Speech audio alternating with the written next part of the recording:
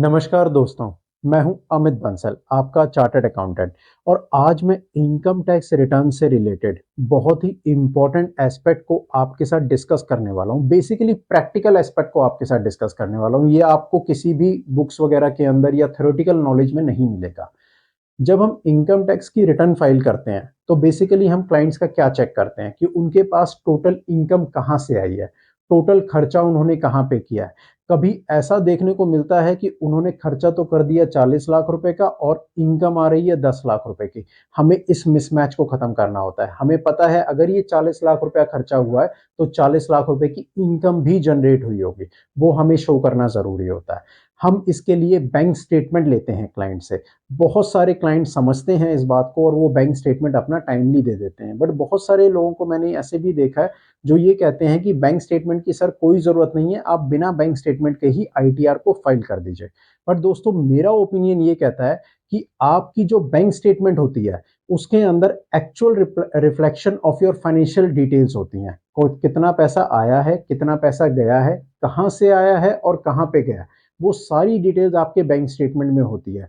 और income tax department भी जब आपको ट्रैक करता है तो वो आपको बैंक स्टेटमेंट से ही, आपके बैंक डिटेल से ही ट्रैक करता है। तो अगर आप बैंक स्टेटमेंट को प्रॉपरली प्रोसेस कर लेंगे और उस प्रोसेसिंग के हिसाब से अपनी इनकम टैक्स रिटर्न की कंप्यूटेशन को बनाएंगे तो आपकी रिटर्न एक्यूरेटली फाइल होगी, एक्यूरेटली प्रिपेयर्ड होगी, फाइल्ड होगी और उसके बाद इनकम टैक्स डिपार्टमेंट में प्रोसेस होगी, जिसकी वजह से आपके पास कोई नोटिस फ्यूचर पीरियड में आने के चांसेस बिल्कुल नेग्लिजिबल हो जाएंगे। नेग्लिजिबल इसलिए बोल रहा हूं, हो सकता है कोई इनकम जो आपकी अलग हो, जो यहाँ पे ना आई हो और वो आपने रिपोर्ट ना करी हो।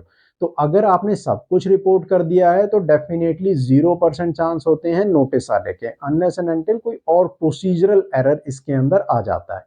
अब अगर हमारे पास कैश की डिटेल हमें चाहिए, ये तो हो गया हमारा बैंक स्टेटमेंट।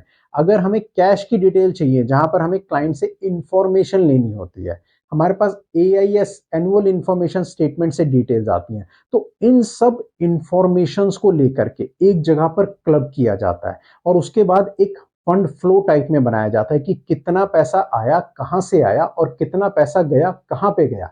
जब ये जाने की बात हो रही है पैसे की, तो इसमें से हम इन्वेस्टमेंट्स भी निकालते हैं कि कितनी इन्वेस्टमेंट्स करी है।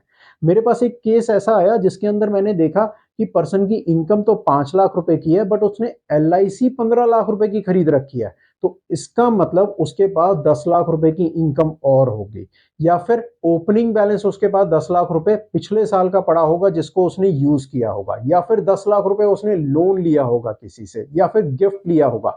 लेकिन ये जो 10 लाख रुपए उसने कुछ भी करके लिया, इसको भी तो हमें इनकम टैक्स डिपार्टमेंट के अंदर रिपोर्ट करना है और लोग भूल जाते हैं उस पैसे को रिपोर्ट करना जो पैसा उन्होंने, उन्हें लगता है कि इसके ऊपर कोई टैक्स नहीं लगेगा, कोई गिफ्ट इनकम आई है, इस तरह के किसी भी पैसे को लोग रिपोर्ट करना भूल जाते हैं। तो दोस्तों मैं तो यही कहूंगा, आपके पास जितना भी पैसा आ रहा है उसको एक कैटेगराइज कर लीजिए, उस कैटेगरी को प्रॉपरली इनकम टैक्स रिटर्न के अंदर रिपोर्ट कीजिए। गिफ्ट हो, फ्री हो, टैक्सेबल हो, एग्जेम्प्ट हो, इंटरेस्ट इनकम हो, लोन आया हो, आपके पास सैलरी आई हो, हाउस प्रॉपर्टी से, बिजनेस से, टर्नओवर, जैसे भी पैसा आपके पास आ रहा है वो सब आप रिपोर्ट कीजिए। क्यों? क्योंकि डिपार्टमेंट का आर्टिफिशियल इंटेलिजेंस अलग अलग जगहों से आपका डाटा उठा रहा है, उसे कोलेट कर रहा है। तो बेटर है कि हम खुद ही उसी एक्टिविटी को कर दें और इनकम टैक्स डिपार्टमेंट के अंदर अपनी प्रॉपर इनकम टैक्स की रिटर्न को फाइल करें।